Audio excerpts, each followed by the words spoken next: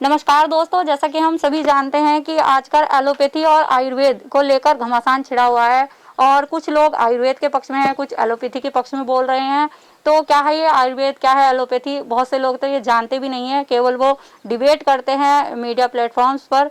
तो आज हमारे साथ आयुर्वेद के डॉक्टर हमारे साथ जुड़े हुए हैं डॉक्टर सोमेंद्र जी और डॉक्टर दीपक जी। तो आज हमारे पास साथ ये डॉक्टर्स हैं, तो आइए इनसे बातचीत करते हैं और कुछ जानने का प्रयास करते हैं अधिक, ये आयुर्वेद क्या है, एलोपैथी क्या है और इसमें तर्क वितर्क करना कहाँ तक सही है। तो आइए इनसे बातचीत करते हैं और इस बारे में ज़्यादा से ज़्यादा जानकारी प्राप्त करने का प्रयास करते हैं। तो साहब, सबसे पहले परिचय दीजिए अपना। मेरा नाम डॉक्टर दीपक सिंह है। मैं एक बीएमएस चिकित्सक हूँ आयुर्वेद से और इस समय जिला बिजनौर के श्री अस्पताल में कार्यरत हूँ जी। और हमारे साथ डॉक्टर साकेन भी हैं। तो आइए, वैसे तो मैंने आपको नाम बता दिया लेकिन उनका परिचय भी उनसे ही जान लेते हैं। मेरा नाम डॉक्टर सोमेंद्र सिंह राठी है। मैं जिला बिजनौर दरगोपुर नंगली गाँव का रहने वाला हूँ और एक आयुर्वेदिक चिकित्सक हूँ। तो सर, जैसे आप आयुर्वेदिक चिकित्सक हैं, तो आजकल आयुर्वेद और एलोपैथी को लेकर जैसे बाबा रामदेव ने जो बयान दे दिया था, उसे लेकर काफ़ी घमासान छिड़ा हुआ है। तो इस बारे में क्या कहना चाहेंगे? सबसे पहले तो हमें यही बताइए कि आयुर्वेद क्या है। आयुर्वेद पद्धति जो चिकित्सा पद्धति है काफ़ी प्राचीन पद्धति है। एलोपैथी तो इसके बाद डेवलप हुई है। सबसे पहले जो हजारों साल पहले जो चिकित्सा होती थी वो आयुर्वेद चिकित्सक के द्वारा ही आयुर्वेदिक दवाओं से, और आयुर्वेद के ही तरीके थे। जैसे सुश्रुत थे आयुर्वेद में, सर्जरी के पिता कहे जाते हैं वो। तो पहले जो है आयुर्वेदिक दवाओं और आयुर्वेदिक यंत्रों के द्वारा ही वो सर्जरी भी की जाती थी। बाद में जब ये चिकित्सा विज्ञान डेवलप हुआ और नई नई रिसर्च हुई तो फिर एलोपैथी का विकास हुआ। अब ये तर्क वितर्क का विषय, चाहे पैथी कोई सी भी हो, चाहे आप होम्योपैथिक ले लें, आयुर्वेदिक ले लें, केवल एक चिकित्सक की भावना एक मरीज को ठीक करने में, उसकी सेवा करने में होनी चाहिए। वो उसको आराम चाहे आयुर्वेदिक पद्धति से हो, होम्योपैथिक पद्धति से हो या फिर एलोपैथी पद्धति से हो। बहुत सारी बीमारियां हैं जो जटिल बीमारियां हैं जिनमें आज भी आयुर्वेद ही कारगर होता है। और हमारे कई एलोपैथिक डॉक्टर्स भी जो हैं आयुर्वेद के प्रोडक्ट्स, इनकी चिकित्सा और दवाइयों का इस्तेमाल कर रहे हैं। तो ये बहस का मुद्दा नहीं होना चाहिए। केवल जो एक चिकित्सक की भावना होती है वो मरीज के प्रति यही होती है कि मेरा मरीज सही होना चाहिए, उसकी बीमारी दूर होनी चाहिए, चाहे वो किसी सर्जरी के द्वारा हो या दवाओं के द्वारा हो या जो है फिजियोथेरेपी किसी के भी द्वारा हो। तो ये बहस का मुद्दा नहीं होना चाहिए। केवल मरीज का इलाज हो, मरीज का इलाज सही हो, मरीज जो है स्वस्थ हो जाए, यही भावना एक चिकित्सक की मरीज के प्रति होनी चाहिए। आयुर्वेद में किस तरह की जो औषधियाँ हैं वो प्रयोग की जाती हैं अधिकतर? आयुर्वेद में जो अब तो आयुर्वेदिक कंपनियां जो काफ़ी डेवलप हो चुकी हैं, बहुत सारी कंपनियां दवाइयाँ बनाती हैं। कुछ आसव हैं, अरिष्ट हैं, जैसे कि एलोपैथी के होते हैं सिरप पीने के लिए, तो ऐसी आयुर्वेदिक कई कंपनियां बनाती हैं। कुछ आसव हैं, अरिष्ट हैं, पेय पदार्थ हैं, कुछ लेप भी आने लगे हैं। अब आयुर्वेद के कुछ पेटेंट इंजेक्शन भी आने लगे हैं।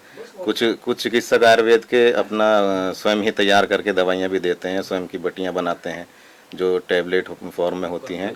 तो कुछ जो हैं चूर्ण भी हैं, है ना, और बहुत सारी चीज़ें हैं आयुर्वेद की जो काफ़ी लोग चिकित्सक जो आयुर्वेदिक चिकित्सक हैं स्वयं जो है तैयार भी करते हैं। उनका प्रोसेस काफ़ी जटिल होता है।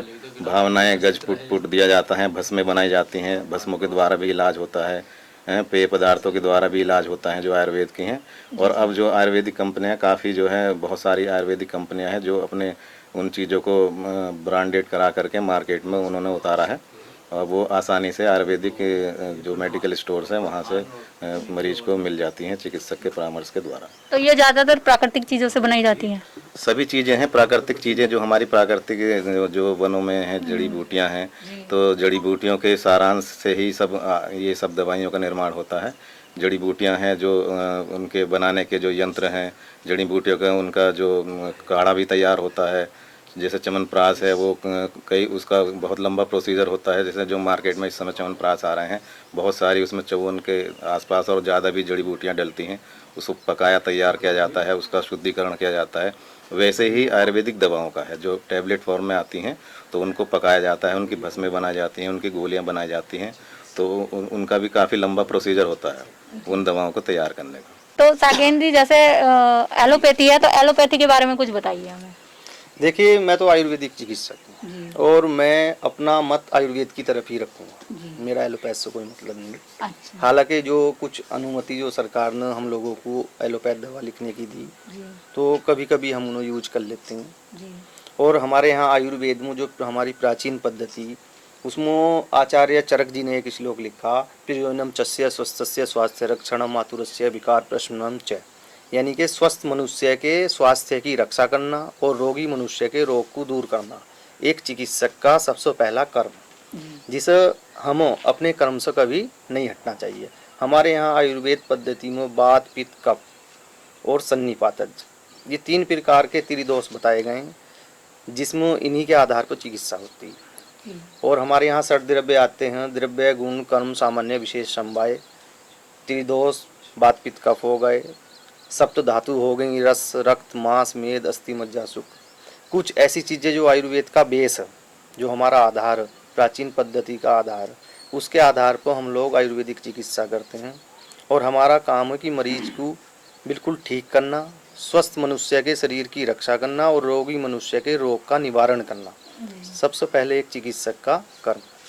अच्छा, तो बहुत से लोग जैसे बाबा रामदेव ने कुछ एलोपैथी के ऊपर प्रश्न उठाया और उनके 1000 करोड़ का मानहानि का दावा भी हुआ है, और बहुत से लोग इसमें बाबा रामदेव के साथ हैं, यानी आयुर्वेद के साथ हैं, बहुत से एलोपैथी वालों को सही बता रहे हैं। तो आप क्या कहना चाहेंगे इस बारे में? देखो, मैं तो इस बारे में यही कहना चाहूँगा, बाबा अपनी जगह सही हैं और एलोपैथ वाले भी अपनी जगह सही हैं। ये तो हम नहीं कह सकते कि इसमें क्या कमी है, लेकिन एक आयुर्वेद डॉक्टर होने के नाते मेरा जो पक्ष होगा वो बाबा रामदेव की तरफ ही होगा। जी, यहाँ पे हमने ये प्रयास किया है कि आयुर्वेद के बारे में आपको बता सकें, और ये भी मैं कहना चाहूँगी कि हमारा जो देश है भारत, वो ऋषि मुनियों का देश रहा है, और यहाँ आयुर्वेद चिकित्सा बहुत प्राचीन और सनातन समय से रही है, और यहाँ बड़े बड़े ऋषि मुनि हुए हैं, जैसा कि डॉक्टर साहब ने बताया, चरक ऋषि। तो आयुर्वेद से हमारा पूरा ही जो हिंदुस्तान है वो जुड़ा हुआ है, यहाँ का जन जन जुड़ा हुआ है। और जैसे कोरोना चला डॉक्टर साहब, तो उसमें भी आयुर्वेद ने काफ़ी काम किया, लोगों ने काढ़े वाड़े खूब पिए। पास आयुर्वेद में जो काढ़ा है, जी कुछ बटी रही, जी। कुछ आसव रहे, अरिष्ट रहे, वो कुछ कुआत रहे, जी जी उसमें कोरोना में बहुत लाभदायक रहे। जी और हमारे यहाँ जैसे देसी नुस्खा रहा, कपूर लौंग जी ये रहे और कुछ भस्म रही, इनका बहुत ही महत्वपूर्ण योगदान रहा। जी। तो इस बातचीत से यही निष्कर्ष निकलता है दोस्तों कि हर चीज़ का अपना अपना महत्व होता है। एलोपैथी का चाहे हमारे जीवन में कितना ही महत्व हो, क्योंकि आज का मनुष्य ऐसा हो गया है कि उसे तुरंत ही आराम चाहिए। जैसे फास्ट फूड की ओर लोग भागने लगे हैं, ऐसे ही वो एलोपैथी की ओर भागते हैं कि थोड़ा सा दर्द हुआ और एकदम एक टैबलेट खाई और ठीक हो गए। लेकिन जो आयुर्वेद है उसकी महत्ता को हम कभी भी नकार नहीं सकते, क्योंकि इस कोरोना काल में लोगों ने दवाई खाने के साथ साथ अपने आयुर्वेद को बहुत अधिक अपनाया। शायद ही ऐसा कोई घर रहा हो जहाँ पर गिलोय और काली मिर्च वगैरह का काढ़ा ना पिया गया हो। तो इस तरह के तर्क वितर्क नहीं करने चाहिए, क्योंकि ये एक चिकित्सा पद्धति है, सारी चिकित्सा पद्धति हैं और सबका ही अपना अपना महत्व है। तो आपको हमारी ये वीडियो कैसी लगी प्लीज़ ज़रूर बताइएगा, और इस वीडियो को ज़्यादा से ज़्यादा शेयर कीजिएगा, कमेंट कीजिएगा, ताकि लोगों की भ्रांतियाँ दूर हो सकें। नमस्कार।